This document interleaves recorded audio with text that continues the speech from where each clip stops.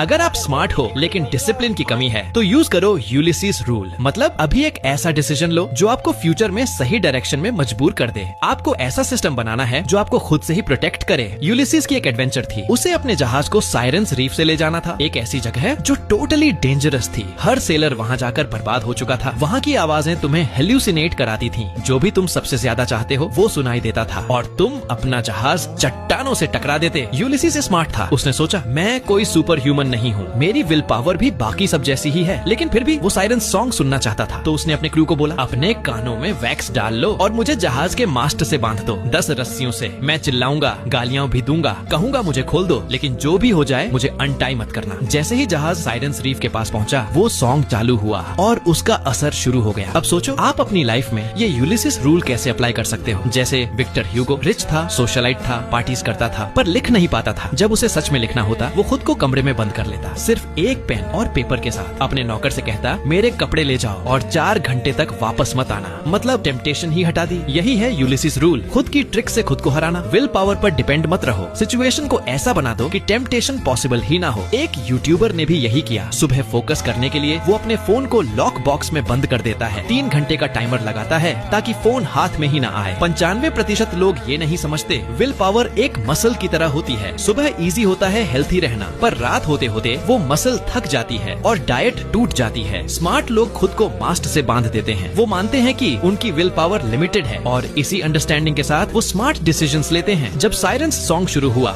Ulysses को वही सुनाई दिया जिसका उसे सालों से इंतजार था। उसकी वाइफ पेनेलोपी और उसका बेटा टेलेमेचस चट्टानों से उसे पुकारते हुए यूलिसीज हम तुमसे प्यार करते हैं, वापस आ जाओ। इतने सालों की लड़ाई, दूरियां सब एक पल में टूट गयी। वो पागलों की तरह मास्ट से छूटने की कोशिश करने लगा, चिल्लाया, लड़खड़ाया, लेकिन वो बंधा रहा क्योंकि पहले ही मान लिया था कि विल पावर अकेली काफी नहीं है और उस सोच की वजह से वो बच गया। वो लौट पाया अपने बेटे और रानी के पास।